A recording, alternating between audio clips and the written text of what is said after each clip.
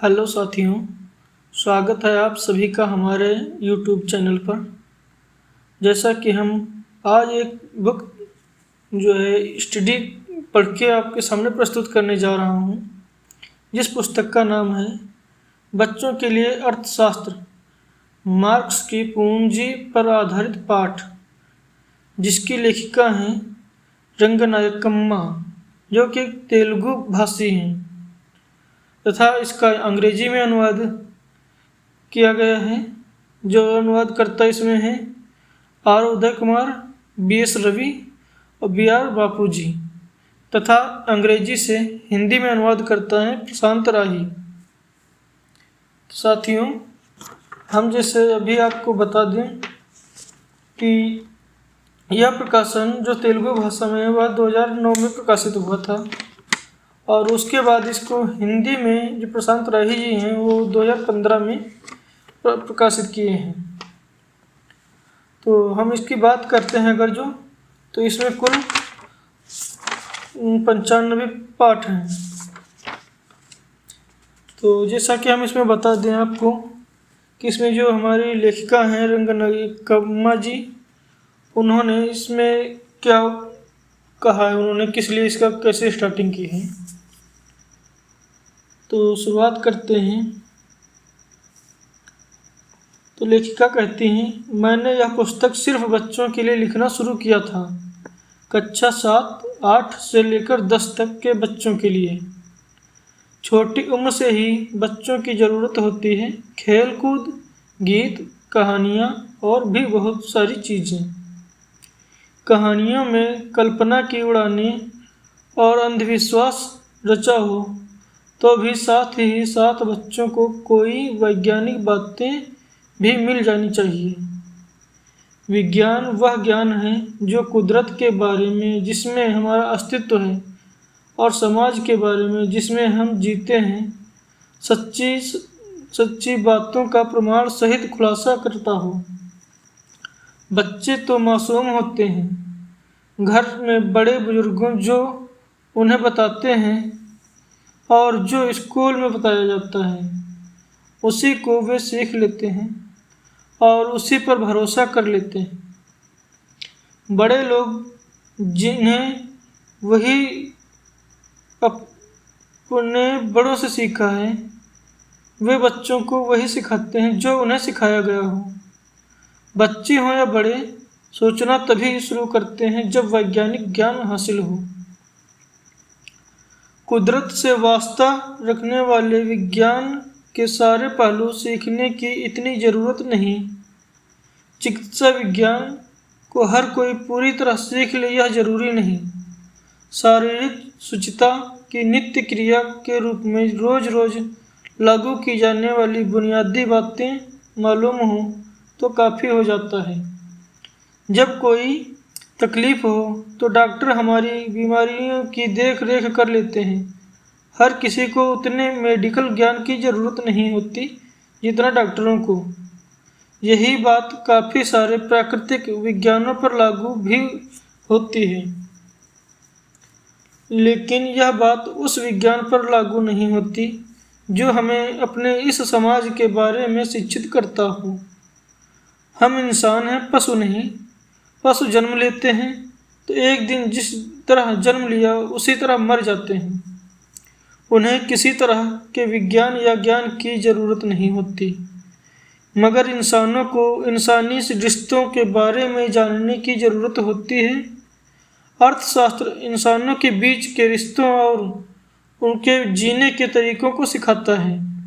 यह वह विज्ञान है जो कल, आज और आने वाले कल के जीवन की तस्वीर पेश करता है। यह ज्ञान का व्यक्ति के पास होना जरूरी है। बच्चों के लिए यह एक मासिक पत्रिका होती थी, नानी। इसके संपादक थे इनके बाबू। मूल रूप में मैंने ये पाठ उसी पत्रिका के लिए लिखना शुरू किए थे। मेरी योजना उस वक्त सिर्फ पैसा क्या होता है तक ही लिखने की थी। उस पत्रिका में इस पुस्तक के सिर्फ 8 पाठ ही आ पाए। फिर वह पत्रिका अपनी आर्थिक समस्याओं के चलते बंद हो गई। लेकिन मैंने यह पुस्तक पूरी कर डाली ताकि बच्चों को दूसरे पाठ भी दे सकूं। लेकिन बच्चों के लिए इतनी बड़ी किताब, इस पुस्तक का आखिरी पाठ क्या बच्चे समझ पाएंगे? ऐसी शंकाओं से मैं खुद ही कभी कभी घिर जाती थी। मुझे पाठ ज़्यादा विस्तार से लिखने पड़ते थे, यह सोचकर कि यह पुस्तक बच्चों के लिए है। पुस्तक बच्चों के लिए होने के कारण अक्षर थोड़े बड़े छपवाए गए हैं, जगह जगह चित्र भी हैं, सवाल और जवाब भी। अंत में कुछ पाठों में अखबार की कतरनें भी दी गई हैं। इन्हीं कारणों से किताब का आकार बड़ा हो गया है, पर पाठ छोटे छोटे हैं। अगर पाठ इतने आकार के नहीं होते तो विज्ञान की न्यूनतम समझ हासिल करना मुमकिन नहीं होता। बच्चों में कई स्तर होते हैं। उन बच्चों को कोई समस्या नहीं होगी जिन्हें पढ़ने की आदत हो और जो सीखने में दिलचस्पी रखते हों। उन चीज़ों को समझने में कोई दिक्कत नहीं होनी चाहिए जिनमें तर्क की बात हो। पाठकों के शीर्षक, खास खास शब्द और पाठों में बताए गए पात्रों के नाम बच्चों के कानों और मानस पटल पर पढ़ें तो काफ़ी होगा। बच्चे बस इतना ही जान लें कि ऐसा एक विज्ञान होता है तो भी काफ़ी होगा। अगर एक बार में समझ में ना आए तो वे पाठों को फिर से पढ़ सकते हैं। सब कुछ उनकी रुचि पर निर्भर करता है। जहाँ जहाँ बच्चों को ज़रूरत पड़े, अगर बड़े थोड़ी मदद कर दें फिर तो समस्या कुछ भी नहीं होगी। लेकिन जब किसी अपरिचित विज्ञान को सीखने की बात हो तो बालिग लोग भी बच्चों की तरह होते हैं। बालिगों में भी 99% लोग अपने समाज के बारे में शिक्षा देने वाले इस विज्ञान की कोई जानकारी नहीं रखते। मार्क्स की पूंजी पढ़िए, जानकारी मिल जाएगी, लेकिन उससे शुरुआत करना नामुमकिन सा होता है। इसलिए मैंने इससे पहले मार्क्स की पूंजी का परिचय लिखा। बालिगों को उस किताब को पढ़ने में कोई खास दिक्कत नहीं होगी। लेखिका की मार्क्स की पूंजी का परिचय अभी तेलुगु और अंग्रेजी में ही उपलब्ध है। अनुवादक ने ऐसा बोला था जो अंग्रेजी में इसको अनुवाद किए हैं। उन किताबों को पढ़ने के लिए बच्चों के लिए अर्थशास्त्र एक प्रकार से प्राइमर का काम करती है। इसे लिखते वक्त वे बालिग भी मेरे मन में थे जो मार्क्स की पूंजी से खौफजदा हों या अपनी काहली के कारण बचते हों। बालिग व्यक्तियों को भी बच्चों की किताबें पढ़नी चाहिए और उनसे सीखना चाहिए, फिर बच्चों को सिखा देना चाहिए। रंगनायकम्मा, 17 नवंबर 2009। ये तो जो लेखिका हैं उन्होंने लिखा था। अब आइए हम जैसा देखते हैं अंग्रेजी में जो अनुवाद किए हैं 2009 की लेखिका का जो लेख है उस पर वो BR बापू हैं जो मई 2015 में किए थे, तथा इसका हिंदी में अनुवाद जो है प्रशांत राही जी ने किया है। हम इसको पढ़ते हैं अभी आगे। तो जिसे कि इसको हिंदी में अनुवाद करता जो है उन्होंने लिखा है, अनुवाद कर्म के सामान्य शास्त्रीय पहलुओं के बारे में अंग्रेजी अनुवाद पर टिप्पणी में प्रोफेसर बापू जी ने जो सागरभित व्याख्या की है उसे अधिक इस हिंदी अनुवाद के संदर्भ में जोड़ने के लिए मेरे पास कुछ बचा नहीं है। स्रोत भाषा के तौर पर मेरे सामने अंग्रेजी थी और मेरी ग्राही भाषा हिंदी थी। साथ ही साथ यह एहसास भी चला कि तेलुगु स्रोत भाषा को अंग्रेजी ग्राही भाषा में बदलने के दौरान किन विशिष्टताओं का पालन किया गया होगा। अपनी बात करूं तो मैं अपने प्रयासों को इन शब्दों में पेश कर सकूंगा। अनुवाद का कर्म मेरी निगाह में लेखक और उसकी भाषाई सामान्यता को पाठक वर्ग और उसकी भाषाई विशिष्टता के स्तर तक पहुंचाने का श्रेय है। इस कर्म में जितनी उसूली दृढ़ता जरूरी होती है उतनी ही व्यवहारगत लचीलेपन की भी गुंजाइश होती है, और इस गुंजाइश का ज़रूरत के मुताबिक इस्तेमाल किया जाना चाहिए। आशय यह है कि लेखक की रचना अपने मस्तिष्क में जितनी अच्छी तरह रची बसी होनी चाहिए उतना ही गहरा जुड़ाव और सरोकार अपने पाठकों की ग्रहण क्रिया के साथ हो तो नतीजे बेहतर हो सकते हैं। अनुवाद कर्म भी जिन दिशा की एक सृजनशील प्रयोगशाला हो सकता है, इस दिशा में मैं अपने प्रयास में यहाँ कितना सफल हुआ हूँ कितना नहीं, यह तो इस पुस्तक के पाठकों को ही तय करना है। खासकर बच्चों को, जब सब को जो देश के अलग अलग हिस्सों में हिंदी के अलग अलग रूपों का प्रयोग करते हैं। जाहिर है मेरे अनुवाद से कहीं संतोष होगा तो कहीं असंतोष भी होगा। दोनों की बातें सुनने को उत्सुक रहूँगा। इससे हमारे एक दूसरे से सीखने की प्रक्रिया ही थोड़ी आगे बढ़ेगी। इसलिए बच्चे हों या बड़े, जहाँ तक हो सके पाठकगण अगर मुझे इस अनुवाद की असफलताओं के बारे में बता पाएंगे तो भविष्य में बेहतर प्रयास कर सकूँगा।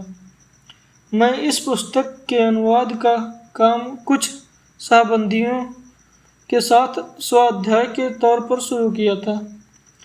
2013-14 के दौरान नागपुर सेंट्रल जेल में मेरे कुछ राजनीतिक बंदी साथियों में सर्वहारा वर्ग के नज़रिए से राजनीतिक अर्थशास्त्र सीखने की बड़ी ललक थी। दलित और आदिवासी पृष्ठ से आए हुए मेरे युवा साथियों की ओर से यह आग्रह देख मैंने कोई न कोई रास्ता निकालने की ठान ली। लेकिन रंगनायकम्मा से पत्र व्यवहार शुरू किया, जिससे बापूजी भी संपर्क में आए। यह अनुवाद उसी पत्र व्यवहार का नतीजा है। इस काम को तत्कालीन कठिनाइयों के बावजूद संभव बनाने में मेरे संघर्षों के साथियों सुरेंद्र गडलिंग और चंद्रकला की बड़ी भूमिका रही है। पाठ 1 से 55 तक जेल में ही तैयार हुए हैं। वहाँ स्वाध्याय में हिस्सेदारी करने वाले अति सुरक्षा वार्ड उर्फ अंडा बैरक की एकांतिक कोठरियों के मेरे सहबंदियों के सुझावों से मुझे खास तौर से अपने यांत्रिक अनुवादों को सुधारने में मदद मिली। उन बंदियों का नाम बताना शायद जरूरी न हो, पर उनके योगदान को भूला नहीं जा सकता। सितंबर 2014 में 1 साल की मेरी इस कैद के बाद तर्जुमे का बाकी हिस्सा बाहरी दुनिया की पैदाइश है। जमानत पर मेरी रिहाई न होती तो इस अनुवाद का प्रकाशन हो भी पाता या नहीं, कहना मुश्किल है। एक बार तो एक अति चौकन्ने जेलर ने मेरे लिखे हुए कागज 15 दिनों तक जब्त करके रख दिए। पता है क्यों? उन्हें शक हुआ कि मेरे उन कागजों में कच्चे माल, पानी, लकड़ियाँ, चूल्हा ये शब्द जेल से भागने के लिए बम बनाने के कोड वर्ड तो नहीं। इस अनुवाद को सभा संघर्षशील साथियों के पास और सभी बच्चों, छात्रों, युवाओं और मेहनतकश दोस्तों के पास पहुंचा पाने का मेरा सपना आखिर पूरा होने जा रहा है। प्रकाशन का सपना मेरी उम्मीद से ज़्यादा जल्दी सच करवाने में मेरे अजीज दोस्त ध्रुव नारायण का विशेष सहयोग और दानिश बुक्स से जुड़ी शिखा गुप्ता की बेहतरीन और बिल्कुल चुस्ती फुर्ती से पूरी की गई टाइपिंग का विशेष योगदान रहा है। स्वीट होम पब्लिकेशंस की ओर से जो प्रोत्साहन मिला वह बेमिसाल था। अपने आभार को इजहार करने का दायित्व क्यों ना इसे मैं अब किताब के खरीदारों या पाठकों के जिम्मे छोड़ दूं। अपने इन बदलते परिवेशों के बीच अनुवाद का मेरा यह काम शुरू होने से लेकर प्रकाशन पूर्व की तमाम क्रियाओं के अंतिम पड़ाव तक अन्य जिन भी साथियों, सहकर्मियों और करीबियों ने मेरा हर तरीके से उत्साह बढ़ाया, उन्हें भी मैं नाम लिए बिना अपने श्रम का भागीदार मानता हूँ। आशा करता हूँ कि हमारा प्रयास आप सबको पसंद आएगा। प्रशांत राही, 28 जुलाई 2015। तो ये तो जो हिंदी में अनुवादक हैं प्रशांत राही जी, उन्होंने लिखा है। और इसके आगे से चैप्टर शुरू होते हैं, पर इससे पहले हम इसके बुक के पीछे साइड में ये पेपर है, इस पर कुछ इन्होंने वर्ड लिखे हैं, तो हम उसको आपको पढ़ के सुनाते हैं। तो इसमें इन्होंने लिखा है, बच्चों को कोई वैज्ञानिक बातें भी मिल जानी चाहिए। विज्ञान वह ज्ञान है जो कुदरत के बारे में जिसमें हमारा अस्तित्व है और समाज के बारे में जिसमें हम जीते हैं सच्ची सच्ची बातों का प्रमाण सहित खुलासा करता हो। कुदरत से वास्ता रखने वाले विज्ञान के सारे पहलू सीखने की इतनी ज़रूरत नहीं। चिकित्सा विज्ञान को हर कोई पूरी तरह सीख ले, यह जरूरी नहीं। शारीरिक सुचिता की नित्य क्रिया के रूप में रोज रोज लागू की जाने वाली बुनियादी बातें मालूम हो तो काफ़ी हो जाता है। जब कोई तकलीफ हो तो डॉक्टर हमारी बीमारियों की देख रेख कर लेते हैं। हर किसी को उतने मेडिकल ज्ञान की ज़रूरत नहीं होती जितना डॉक्टर को। यही बात बाकी सारे प्राकृतिक विज्ञानों पर भी लागू होती है, लेकिन यह बात उन विज्ञान पर लागू नहीं होती जो हमें अपने इस समाज के बारे में शिक्षित करता हो। हम इंसान हैं, पशु नहीं। पशु जन्म लेते हैं और एक दिन जिस तरह जन्म लिया उसी तरह मर जाते हैं। उन्हें किसी तरह के विज्ञान या ज्ञान की ज़रूरत नहीं होती, मगर इंसानों को इंसानी रिश्तों के बारे में जानने की ज़रूरत होती है। अर्थशास्त्र इंसानों के बीच के रिश्तों और उनके जीने के तरीकों को सिखाता है। यह वह विज्ञान है जो कल, आज और आने वाले कल के जीवन की तस्वीर पेश करता है। यह ज्ञान हर व्यक्ति के पास होना चाहिए। तो यह वही वर्ड हैं जो लेखिका जी ने अपने प्रस्तावना में लिखे थे।